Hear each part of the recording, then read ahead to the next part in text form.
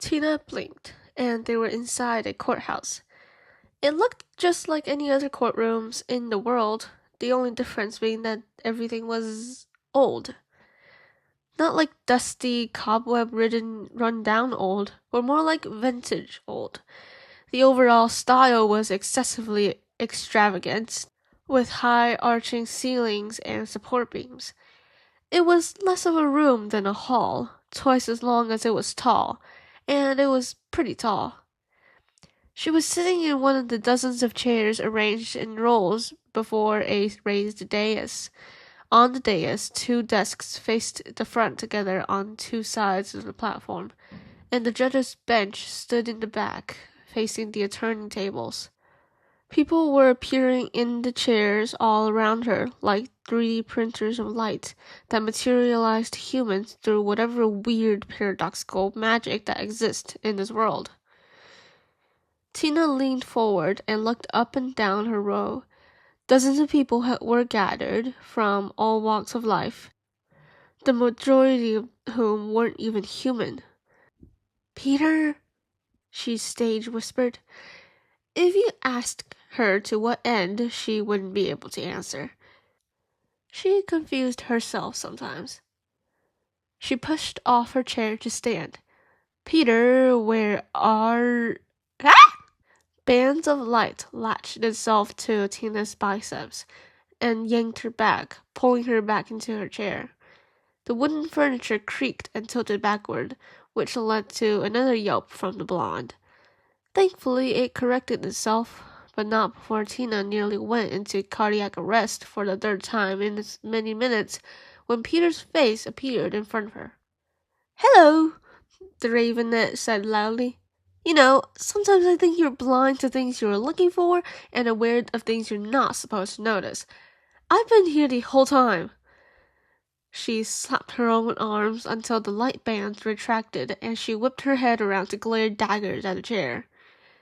Now, she was probably hallucinating, but she could have sworn the heap of wooden boards and beams looked exasperated for just a moment. Then she turned to Peter and flinched away, nearly crashing into the person on her other side. "Jesus!" Tina flicked Peter's forehead out of pure habit. "Ow! Don't get too close, you idiot! I would have slapped you under normal circumstances." "No, you would have grabbed the nearest broom and chased me around the block under normal circumstances." "Oh, do you want that to happen?" Wait, no. Tina, please, I'm sorry. I apologize. Not the broom. Under normal court circumstances, they wouldn't have been kicked out and severely reprimanded for causing such commotion. Luckily, this wasn't exactly a normal court case either. From Tina's experience, everyone should have been briefed on the court case and signed an agreement or whatever, and sat in the courtroom until some weird, awkward conversation between the defense attorney and plaintiff or prosecutor and the judge, before a decision was finally reached. Sometimes it could get heated, but usually people had more sense than to just cut in with some argument that had zenith evidence behind it, like in the movies. The lawyers and attorneys knew what they were doing, generally. So it was generally quiet unless there was an objection. Well, at least that was the case if there were lawyers and attorneys in the first place. On the dais, the same 3D printer lights were forming in the shape of three peculiar figures. That was putting it lightly. "You little son of a..." Actually, I shouldn't transcribe that. Scratch it. Tina glanced at the prosecutor's table. There stood a young woman in her mid-20s with shoulder-length black hair, strange purple eyes, and some sort of pointer in her hands. She tapped the tip of it against the table in front of her and directed it towards the defendant's table, as if wishing it was long enough to stab whoever she was prosecuting. The defense table, at first glance, seemed to be empty. Then Tina looked down and saw, through the legs of the furniture, the strangest thing one could see at a courthouse. A large, scaly green crocodile, water sliding off its back as if it had been teleported here from some river. It gingerly held the handle of a basket in its jaws, and though Tina couldn't see what was inside it, she figured it out soon enough through the dialogue. Oh, right, a dialogue. Yes, the crocodile could speak. Honestly, neither Tina nor Peter were even surprised by that point. Hey, why are you calling me that? The crocodile exclaimed. Its voice was squeaky, which was something Tina thought she would never say about a crocodile's voice. It was also muffled as it tried not to break the basket. Sure, I kidnapped your kid, but that was only because you weren't watching her, and I even offered a fair proposal. A fair proposal, huh? The woman yelled, seething with rage. Oof. You think I'll believe that? You're a talking crocodile, for goodness sake, and you just stole my child. Wow, someone acknowledged that a talking crocodile was not normal? Impossible. Tina glanced around. Everyone in the surprisingly giant jury box was silent, and it didn't look the least surprised at anything. Except for Peter. He was watching with sparkling eyes filled with glee. She gave him a look that he didn't receive. Whoa, whoa, whoa. Every pair of eyes turned to the judge's bench. Tina had a certain image in her head of what a judge should be like. Firstly, they were logical, sometimes to a fault. Secondly, they were neat, orderly, tidy, and extremely robot-like. That is to say, emotionless. She had personally never met a judge in court who showed anything suggesting that they were human at all. In fact, Jim had once gotten caught up in a case involving some rich guy's murder. He had just coincidentally been at the wrong place at the wrong time and was accused of being the murderer. In court, after a long debate and argument between him, because he believed stupidly that he didn't need a lawyer, and the prosecutor, whose attorney was obviously inexperienced and had severe stage fright, the judge didn't even blink an eye when the latter pounced on Tina's housemate. Instead, he had simply pounded his gavel, signed the ruling, and declared the case resolved. Thankfully, Jim got out of that with no problem because he wasn't the murderer. Plot twist, the murderer, as it was found later, was the prosecutor who pressed charges against Jim. It was an interesting ordeal, but the point was that judges were a different breed from the rest of the mortals. There was also a conspiracy theory Peter came up with several months ago about how judges were really part of a government-funded organization that made AI robots so lifelike no one could tell them apart. The only problem was that they were incapable of pathos, so they were all made into judges. This judge, though, didn't seem to have caught the drift. Her clothes, first of all, were those of a woman in the 2000s in casual wear. Black leggings, teal blouse, several dangly accessories around her neck, wrists, and from her ears. Her legs were propped up on the judge's bench as she sat back in her chair behind it. A lollipop was stuck in her mouth, and she was scrolling on her phone as various, constantly changing music played from the tiny device. Her brightly dyed purple hair was tied up in a messy bun. She spoke without looking up. Look, if you wanted to press charges, take a chill pill and actually explain to the jury what this is all about. Then she finally paused and turned her head, putting her phone face down on her lap. Her bright, abnormal yellow eyes stared at all the jurors. Who are probably all dragged here by Hilbert, huh? Wow. Judging by the clothing, he still hasn't changed his surprised jury duty ways. That scum. Murmurs among the crowd, but none spoke to the judge directly. The judge shrugged and turned back to the case at hand. So, what was the situation again? What were the crimes committed, charges pressed, and angry shouting about? The woman and Crocodile both started talking at once.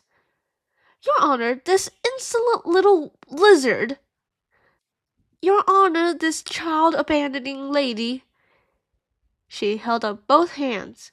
Only then did Tina realize she also had a name tag. This one, unlike Hilbert's, was readable. It said... Wait, never mind, the judge interrupted. She removed her feet from the judge's bench as she sat up, opening her arms out wide with a grimace. Leave it to the people of this paradoxical world to do two completely opposite actions at once. Let me introduce myself first. I'm Judge Evan, and yes, I have a boy's name. My parents were cruel that way. I am a professional judge, don't worry, and I know all there is to know about the law of laziness. I mean the law of the land. This is my 697th case. Sheesh, I feel old. Then her phone slid off her lap, and she bent down, scrambling to catch it before it hit the ground. Her hand caught the device, but she banged her forehead on the side of the bench. Everyone in the jury box let out a simultaneous "ooh" and felt the pain in their own head. Ow, Evans said casually. She sat up again, placing her phone on the bench and waving her other hand. Well, proceed. Prosecutors, state your charges. Peter leaned closer to Tina and whispered, I know this paradox. Of course you do, she muttered, resisting the urge to smack him in the face with a fist. You know every paradox known to humanity. He ignored her, as usual. So, you see, there's a crocodile who kidnaps a child, and the parent who wants the child back. Before them, the woman started saying something, but the crocodile's squeaky voice from under the table cut her off, and then she shot something back, to which the large reptile thumped his tail and yelled something. Then, once again, the whole courtroom became a cacophony that was a furious mother and a crocodile kidnapper. Who doesn't want their child back? Tina deadpanned, raising an eyebrow at Peter. Well, it depends on who you are, your situation, whether you actually wanted your child or not in the first place. Oh my goodness, shut up and get to the paradox. I don't need a backstory and a justification. Tina rolled her eyes, but in truth, she already knew about this particular paradox. The crocodile dilemma. The reason for her knowledge being that she had wanted to be cautious after their last predicament and researched countless paradoxes. Not that she could ever tell Peter that she had memorized several of them as well. He would think he's the cause of her spiraling paradox researching rabbit hole, which was not the case, and he didn't need an even more inflated head than what he already had. Peter clutched his chest melodramatically. You wound me, my dear friend. Anyways, so the crocodile proposes a deal to the parent. If the parent guesses correctly whether the crocodile was going to give the parent back the child or not, then the crocodile will give them back. But if the parent guesses incorrectly, the crocodile will eat the child. On the dais, Evan was pounding her gavel on the desk. Order, order, please, if you will. Goodness, this thing is so satisfying. I need one of these at home. After order was achieved, with much difficulty, the actual debate started. I gave you a fair compromise, the crocodile insisted. The mother sighed. What about it was fair? How could I possibly put the life of my child on a guess? It had no shoulders, or, if it did, they were very tiny, but the crocodile seemed to shrug. Not my problem. I did my part, and it is a 50-50. Better than me eating your child right away, isn't it, Your Honor? Evan had gotten a phone stand from somewhere in the pocket dimension that was the judge's bench, and stood it on the table, her phone clipped to the holder. Oh, sorry, what was that? She changed the setting on the camera app to video and pressed play. Tina couldn't help but facepalm. Peter, after this, we're looking for a way home. Peter pouted. What? Do we have to? This place is fun. It's magic. Come on, T. We found that magic was real and you just want to abandon it? Well, you have broken several laws when you kidnapped my child and held her hostage, the mother cried. Surely, if nothing else, you'll be jailed for that. The judge raised a finger. Whoa, slow down, miss. Not sure which world it came from, but Mr. Crocodile here did not in fact break any laws. Though he did come very close when he nearly ate your daughter, but he didn't. See? He's holding her in the basket very gently as well. Mr. Crocodile raised his head higher to showcase the basket dangling from his jaws. Crocodiles did not have expressions, usually, but Tina could have sworn he was smirking. How is that at all justifiable? Yeah, she couldn't blame the mother for that. So, from the way I see it, Evan said, leaning forward, you just have to make a guess. If you get it correct, good job. You'll get your child back and nothing here will have ever happened. It was subtle, but the wording was a little off, enough to make Tina and Peter both stiffen. It passed quickly, however. But she took out her lollipop, which turned out to be bright yellow, and waved it around in the air. If you get it wrong, your child will be eaten and the crocodile will be sentenced to a surprise hanging, if we can find something suitable to hang a crocodile with. But that's for the executioners to figure out. She stuck the candy back in her mouth and held up her hands. Not my problem. The mother chewed her lip for a bit. All right, I'll make my guess. Mr. Croco seemed to grin. Again, large reptiles didn't have facial features, as far as Tina could tell, but it was just a feeling. Go on. She thought it would take the mother far longer to come to a decision, but she guessed that things were simply different when you were dealing with a talking crocodile threatening your child in court, with a judge who liked scrolling on her phone during a case. The mother looked triumphant as she pointed her pointer at the animal. You! The hall went silent with anticipation. Everyone leaned forward, but Peter and Tina already knew the gist of what was about to happen. She finished her sentence. Will not give me back my child. Everyone gasped. Judge Evan gasped, the crocodile gasped, Pilot gasped, the baby gasped, the guy in the blue polo shirt with about a dozen horns sticking out of his head gasped. Everyone. Except for Tina and Peter, who were expecting this. They just sighed. The crocodile looked smug for a moment. Ha! You guessed it right, and so I will not give you back your child, and... He cut himself off abruptly, and looked confused. Wait. Tapping the pointer on the palm of her other hand, the mother grinned. Yeah, think on that. The crocodile's jaw dropped, and the basket dropped to the floor. Wait, so you guessed right, so I have to comply with my promise and give you the child. But then that wouldn't be what I would do and what you guessed, so you're wrong, but you're right because I was planning on not giving the child back, so I have to give her back or I would be breaking my word. But it's not what I said I'd do, and so therefore you would be wrong again. Murmurs erupted in the hall. People were leaning in towards each other, talking about this paradox. Evan was scratching her head with the back of a pen that came out of the pocket dimension, adjusting the phone to catch all of the action. The mother was sneaking from the prosecutor's table to the defendant's table and snatched up the basket with her daughter in it. She cradled her daughter and fled the courtroom. No one tried to stop her. Actually, it would be more accurate to say that no one even noticed her leaving or grabbing the baby for that matter. Peter was giggling like a middle school girl who just got asked out on a date by a hot guy who she'd been crushing on for 8 months, apparently thrilled by the event of a paradox playing out before his eyes. Tina was leaning back in her chair, wishing the day would end already. Finally, Evan took back her phone, ending the video and banging the gavel on the bench several times. Order in the court. I'm sorry. Order in the court. Someone mop up the water on the floor. I just had the wooden boards replaced, and I don't want it to get wet.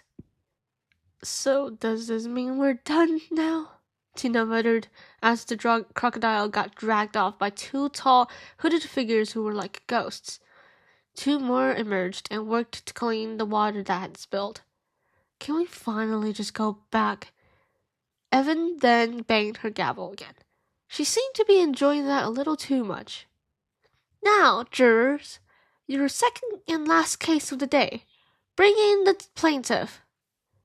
Tina jumped up and kicked her chair back in a rage. There's two? Bands of light circled her arms and yanked her back in the chair, which had fallen on the floor from her kick. It didn't stop the furniture from tying her to it, though, tipped over or not. Peter was choking on laughter as Tina cursed until the next case began.